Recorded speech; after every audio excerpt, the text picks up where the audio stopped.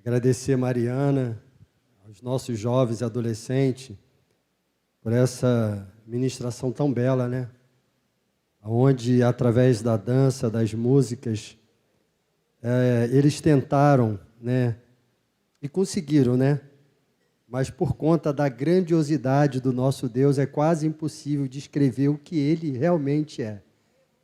Mas eles, através da dança, da ministração, trouxeram esse recado aos nossos corações. Se você for abençoado, amém? Dê um aplauso ao Senhor, que é digno de toda honra e toda glória. E nós agradecemos a tribo de Levi, os membros, pelo empenho, né, pelo carinho, pelo zelo que eles sempre demonstram, né, pelo nosso Deus. Para chegar até esse momento aqui, dessa ministração, irmãos, foram meses de ensaios, de oração, chovendo, com frio, com calor, eles estão aqui. Hoje, 4 horas da tarde, já estavam aqui repassando todas as danças, preparando cabelo, preparando roupa, tudo isso demonstrando um zelo, um carinho, um amor pela obra de Deus. Amém? E agora, já recebemos de Deus através dessa ministração, através de louvores, mas Deus ainda deseja continuar falando conosco através da sua palavra. E agora nós estaremos trazendo uma palavra ao seu coração. E o tema dessa palavra, Ele é o Deus da esperança. Amém? Ele é o Deus da esperança. Esse tema, Ele é um tema muito abrangente, que nós poderíamos ficar durante todo o ano aqui ministrando, falando sobre os atributos de Deus, da grandiosidade do Deus que nós servimos e que nós adoramos, da soberania desse Deus. Mas quando Mariana me passou, né, o tema da ministração, eu estive orando, buscando em Deus, e o Senhor colocou esse tema ao meu coração. Ele é o Deus da esperança. Amém? E esperança, irmãos, ela significa um sentimento otimista de algo bom que vai acontecer. E por que eu posso falar que Deus é o Deus da esperança? Porque durante todas as Escrituras Sagradas, nós vemos Deus lançando no coração dos seus filhos uma mensagem de esperança. Amém? E eu tenho certeza que hoje o Senhor estará lançando em nossos corações uma mensagem de esperança. Talvez você esteja vivendo um momento difícil na sua vida, na vida da sua família, no seu trabalho. Mas o Senhor hoje, Ele quer ministrar no teu coração, na tua vida, uma palavra de esperança que tudo vai dar certo, em nome de Jesus. Feche os seus olhos e ore junto comigo em nome de Jesus.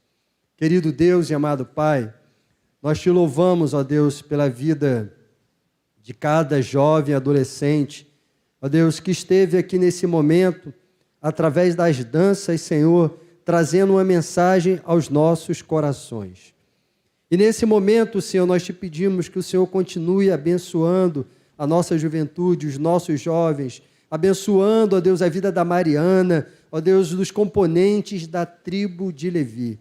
Que bênçãos sem medida, Senhor, estejam sobre a vida deles, em cada ministração, em cada momento, Senhor. Mas também, Pai, te pedimos pela nossa vida, te pedimos, ó Deus, por essa palavra que será ministrada na tua casa, que ela possa, ó Deus, alcançar o nosso coração e trazer, Senhor, esperança ao mais íntimo do nosso ser. Assim, Senhor, nós oramos e te agradecemos, ó Pai, em o nome do Senhor Jesus Cristo. Amém. Glória a Deus. Então, conforme eu estava falando, o nosso Deus é o Deus da esperança, irmãos. E durante toda a palavra de Deus, Ele veio trazer uma palavra de esperança.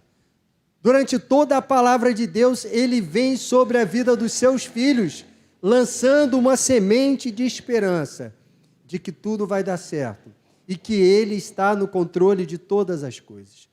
Por diversos episódios, No decorrer da palavra de Deus, nós vamos ver o Senhor pegando uma sementezinha de esperança e colocando no coração do homem no momento mais difícil da sua vida.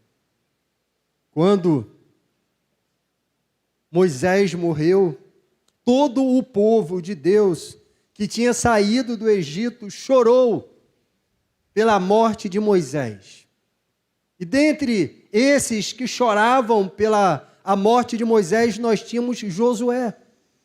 E Deus, o Deus da esperança, vê no coração de Josué e lança uma palavra que mudou toda a vida dele e fala: olha, levanta a cabeça, eu sou contigo.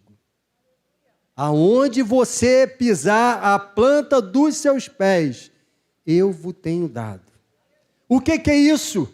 Uma palavra de esperança para o homem que estava vivendo um sentimento de luto. Durante toda a palavra de Deus, a gente vai ver esse sentimento, essa semente sendo lançada no coração dos filhos de Deus.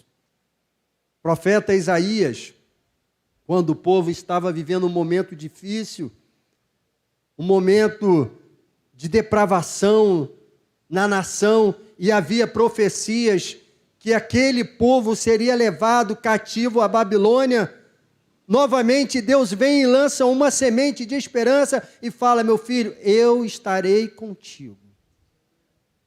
E por diversos momentos, lendo o livro de Isaías, você vai ver palavras de esperança.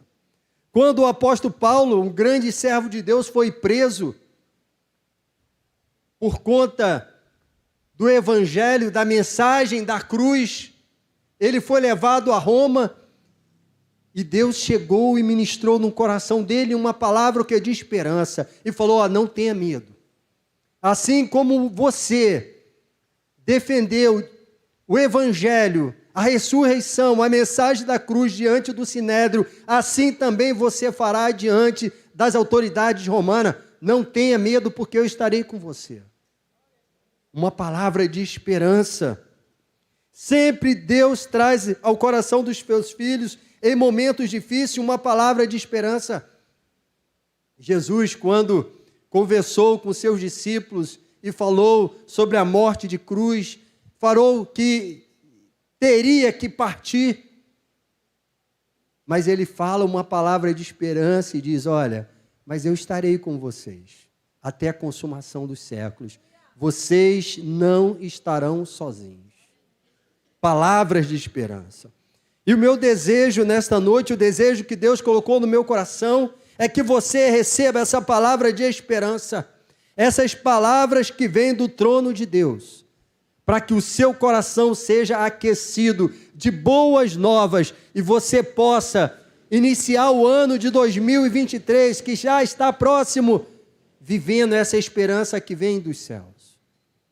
Sabe por quê, irmãos? Porque os dias são difíceis. Nós recebemos notícias difíceis, má notícias o dia todo, através da mídia, através do jornal. E todas essas notícias negativas têm o poder de trazer aos nossos corações receios, dúvidas, sentimentos que não são sentimentos positivos para a nossa vida emocional, para a nossa vida espiritual. A cada momento, vendo as notícias na televisão, é como se recebemos um balde de água fria na cabeça. Sentimentos de impunidade. Quando, acho que foi ontem ou antes de ontem, né, eu vi na mídia que um dos nossos ex-governadores, que estava preso 400 anos de pena e foi posto em liberdade, aquilo ali para mim foi como se fosse um balde de água fria, impunidade. Isso traz um sentimento ruim aos nossos corações, a impunidade. Então, nesse momento é importante recebermos uma semente de esperança de Deus aos nossos corações, pois Ele é o Deus da esperança. Em Romanos, eu queria que você abrisse a sua Bíblia, fazendo um favor, Romanos 12, ele fala sobre as virtudes recomendadas para uma igreja. E dentre essas virtudes, ele fala da esperança. Agora, olha que coisa interessante. A igreja primitiva foi uma igreja perseguida, foi uma igreja que viveu momentos difíceis. E a igreja que estava em Roma, ela viveu dias muito difíceis. Por quê? Porque ela estava numa terra pagã.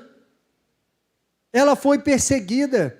Ela estava em uma terra onde o imperador era adorado como Deus.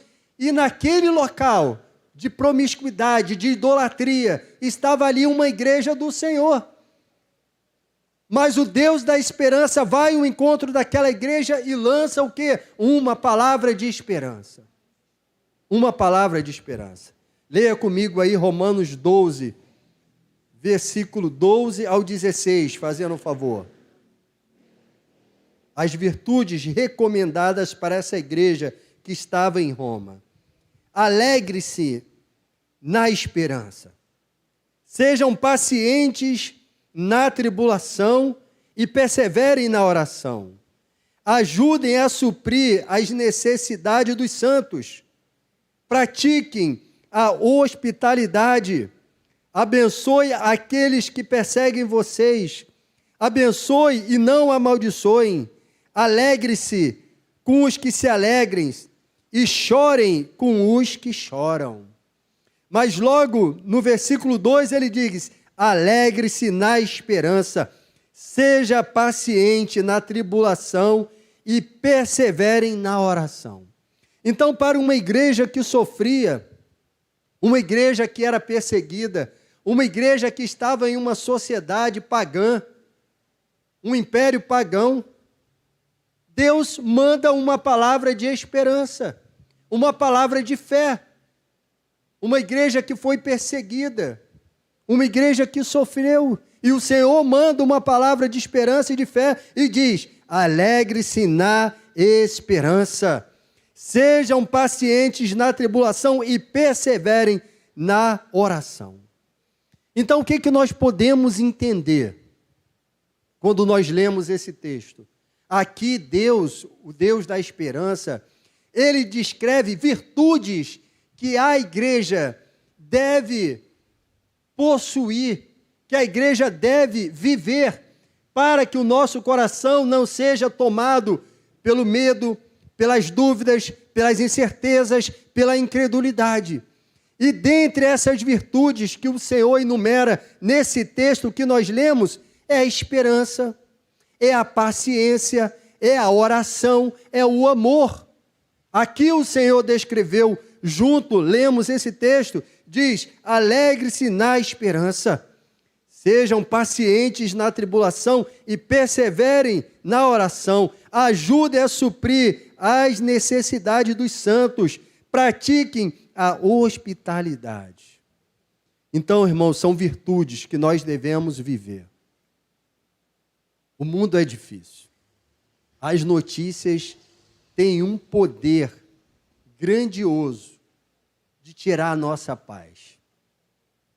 Nós estamos vendo notícias no cenário financeiro e econômico que, desde o momento, e talvez pela fala reproduzida por este homem, que o nosso presidente que foi eleito, mas a partir do momento que ele foi eleito, a fala dele reproduziu uma queda na Bolsa de Valores. Até ontem, o prejuízo já era de 651 bilhões. E o que isso traz no nosso coração? Eu, irmãos, independentemente de quem esteja no governo, eu torço pelo meu país. Eu torço pela prosperidade do meu povo. Eu torço pela paz. Eu torço pela igreja do Senhor, independentemente de quem esteja lá. Mas o que essas notícias trazem no nosso coração? Um receio, um medo da escassez visitar o nosso povo, da escassez visitar a nossa família, do desemprego alcançar a nossa casa e passarmos por necessidades. Então eu tenho orado, Eu tenho buscado o Senhor e tenho pedido, Deus, Senhor, abençoa o nosso povo, traz prosperidade para essa nação, Senhor, mas traz uma palavra de esperança ao nosso interior, para que a gente possa olhar para o amanhã e ver algo bom acontecendo.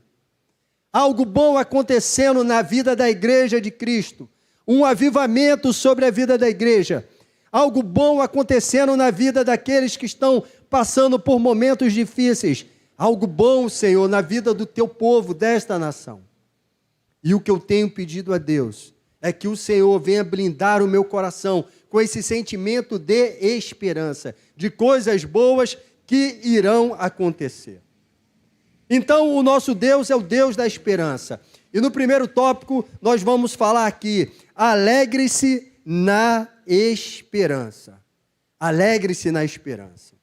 Mas, conforme eu falei, as notícias negativas, elas tendem a trazer ao nosso coração sentimentos de dúvida, de incerteza, sentimentos de incredulidade muitas das vezes. O que é que nós devemos fazer? Pedir a Deus para Ele reavivar o nosso coração de esperança. Então, o que é que nós precisamos fazer? Mudar o foco. Mudar o foco. Tira os seus olhos das telas, manchetes, e olha para a palavra de Deus e busque a comunhão com o Senhor, porque Ele é o Deus da esperança. Ore e peça a Deus para avivar a tua esperança e confie nele, que Ele é o Deus provedor, que Ele está no controle da tua vida, que Ele está no controle de todas as coisas. Busque preencher a tua mente, o teu coração com a palavra de Deus. Leia, ouça, pratique a palavra, fale da palavra, porque dessa forma o teu coração será tomado por uma esperança e você conseguirá ver o dia de amanhã com outros olhos. Então clame a Cristo. Ele está presente, mesmo nos momentos difíceis, e Ele pode mandar embora todo o sentimento de dor e dúvida. Creia na esperança, creia em Cristo, pois Ele é o nosso Senhor. Então fale aos outros sobre Jesus, pois Ele é a esperança viva para todos nós. Então, esse sentimento de esperança que a palavra de Deus diz, alegre-se na esperança, é um sentimento que nós precisamos formular no nosso interior. Como? Tirando o foco da tela, das notícias negativas e botando foco na palavra de Deus, que diz que Ele é o nosso provedor, que Ele é o Jeová Jireh, que Ele é o Deus da esperança. Ele é o Deus da esperança. Então, dessa forma, mudando o nosso foco, mudando a nossa visão, orando a Deus, pedindo Ele para avivar o nosso coração com a sua esperança, isso trará para a nossa vida um bem-estar. E nós conseguiremos olhar para 2023 e ver algo novo que Deus vai fazer em nossos corações. Você crê nisso? Diga amém. Diga glória a Deus. Aleluia. Então, alegre-se na esperança. Quando você ouvir uma notícia negativa, você vai falar para o Senhor: Senhor, eu creio que essa notícia negativa não vai se concretizar, porque Tu és o Deus que está no controle da minha vida. Tu és o Deus que está no controle dessa nação. Amém? Alegre-se na esperança. Mas conforme eu falei no início do tema aqui, são virtudes que são apresentadas, que a igreja que estava em Roma precisava viver. A primeira virtude é alegrar-se na esperança. A segunda virtude é o amor, quando ele diz assim: ajudem a suprir a necessidade dos santos, pratiquem a hospitalidade. Então, aqui também existe uma palavra de amor, irmãos, que nós devemos viver, para que a gente possa suportar os dias difíceis. Eu preciso me alegrar na esperança, eu preciso viver o amor. E quando eu falo de amor, eu falo de comunhão. E a nossa comunhão, a comunhão da Igreja de Cristo, não pode ser pautada apenas em um tapinha nas costas ou um aperto de mão. E aí, como é que você está? Está tudo bem? Será que isso é a comunhão que Deus descreve na sua palavra, que nós devemos viver, que nós devemos praticar? Uma comunhão que se resume a um tapinha nas costas, um aperto de mão? Não, é muito mais do que isso. O amor é uma característica bem clara nesse texto que nós lemos. O texto fala sobre o amor entre os irmãos e a forma que devemos até mesmo tratar os nossos inimigos e a unidade da igreja. Então, conforme eu falei, nossa comunhão não pode ser resumida em um tapa nas costas ou um aperto de mão, pois a palavra de Deus nos ensina que a igreja deve auxiliar os seus irmãos uns aos outros, carregando o mesmo fardo. Então, a comunhão da igreja deve ser muito maior que o encontro no templo. Devemos auxiliar os necessitados e fazer a obra de Deus com zelo e muito amor. Com muito amor. Então, irmãos, são atitudes, são virtudes que a palavra de Deus nos recomenda. Alegrar-se na esperança e viver o amor. E viver o amor entre nós. Viver a unidade. Abraçar um ao outro. Sentir a dor do seu próximo.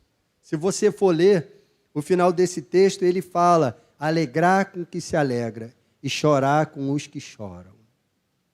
O amor que nós devemos viver. Sabe, esse amor, irmãos, é ele que faz o nosso coração encher de virtudes de esperança. Porque quando você está triste, quando você não consegue enxergar uma luz no fim do túnel, e você recebe do seu próximo um gesto de amor, um gesto de carinho, o que isso traz na tua vida? Traz um sentimento de esperança. Ainda existe pessoas boas. Ainda existe homens e mulheres de Deus. Então, a palavra de Deus nos recomenda a viver o amor, a alegrar-se na esperança.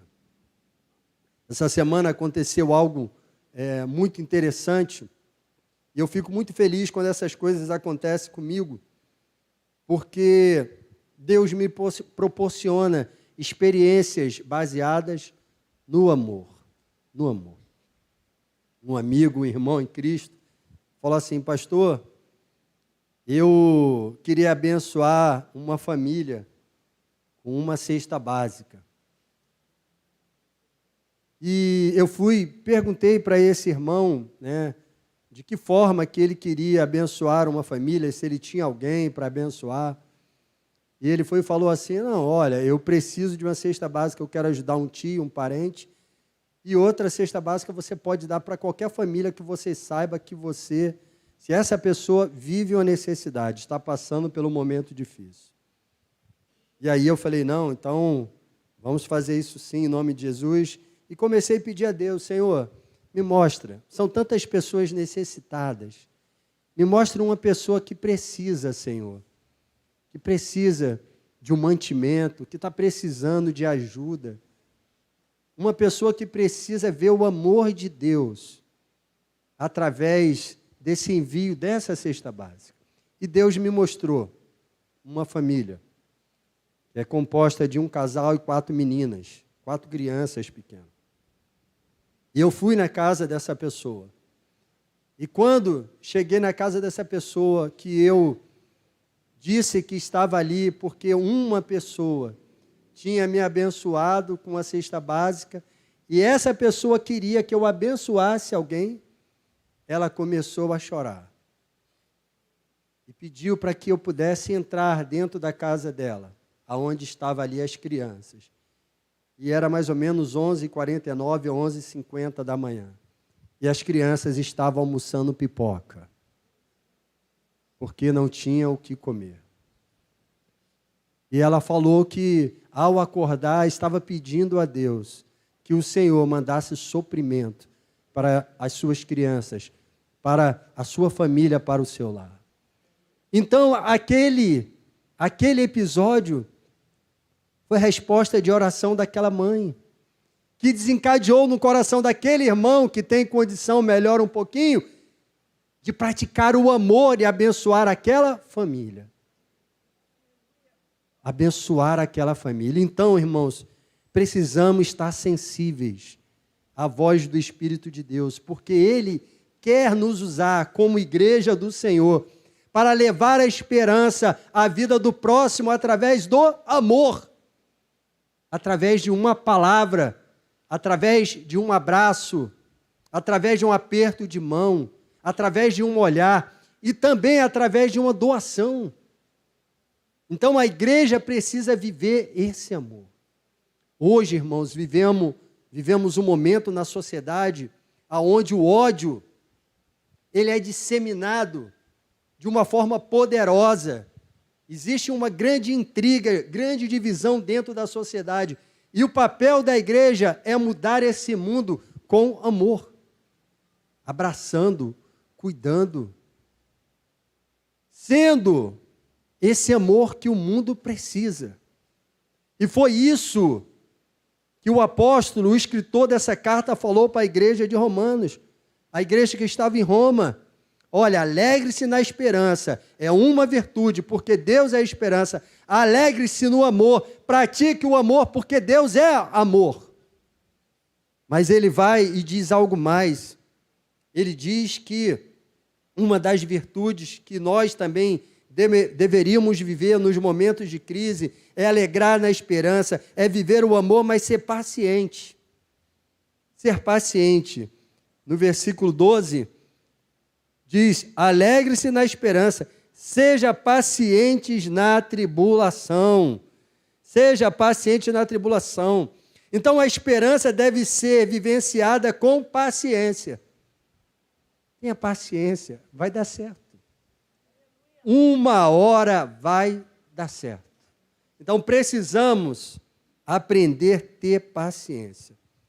Quando Davi recebeu a semente de esperança no coração dele, aonde Deus usou o profeta e falou, você vai sentar no trono de Israel. O que ele precisou ter? Ele já tinha a semente da promessa, mas ele precisava ter paciência. Ele precisava ter paciência.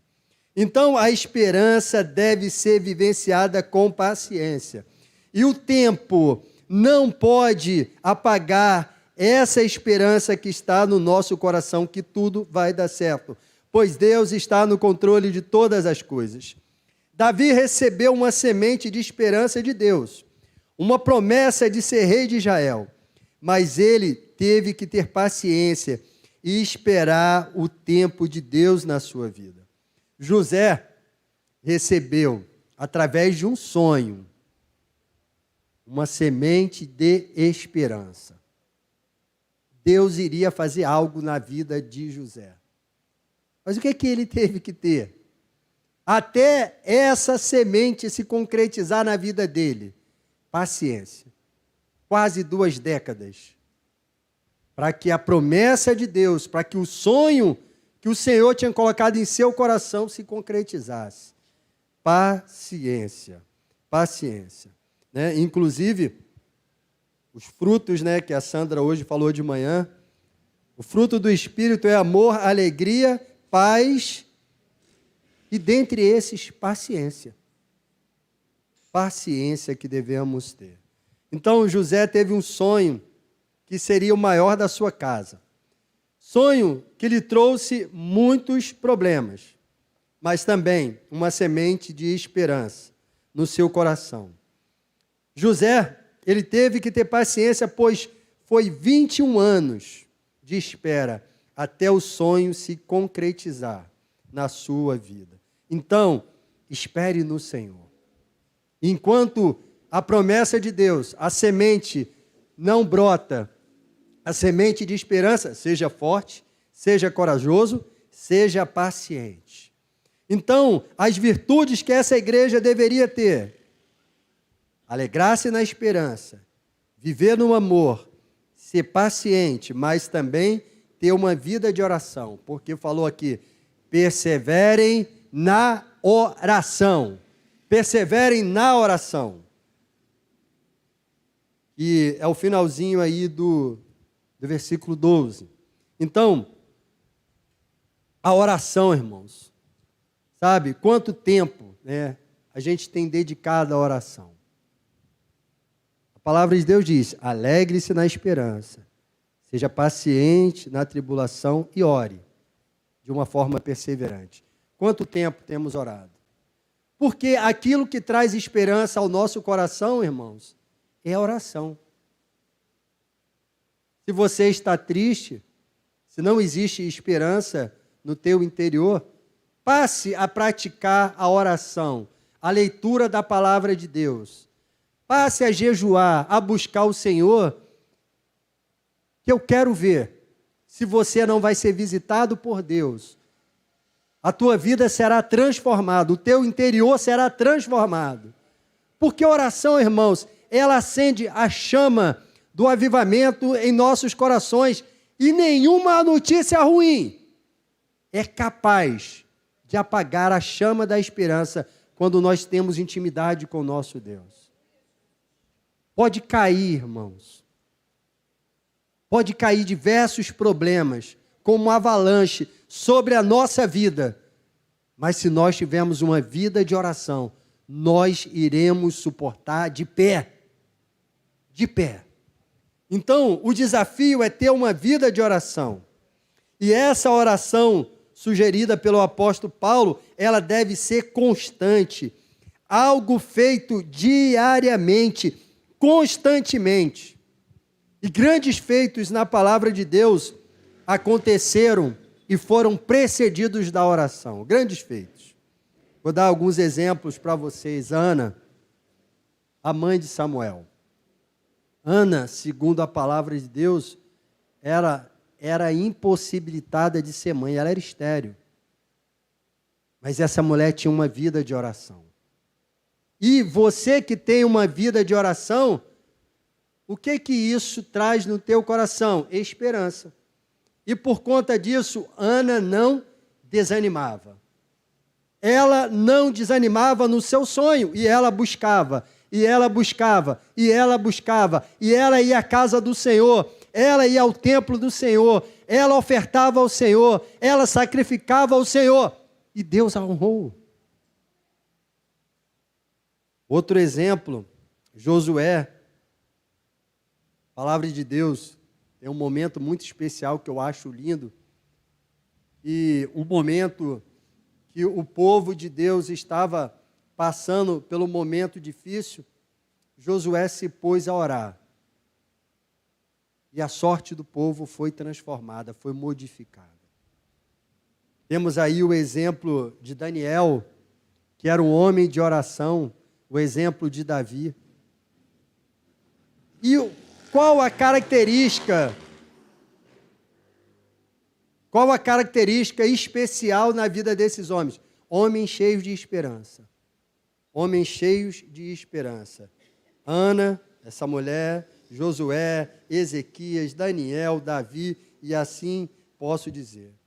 Então, você consegue entender quantas bênçãos deixamos de receber quando nós negligenciamos a oração?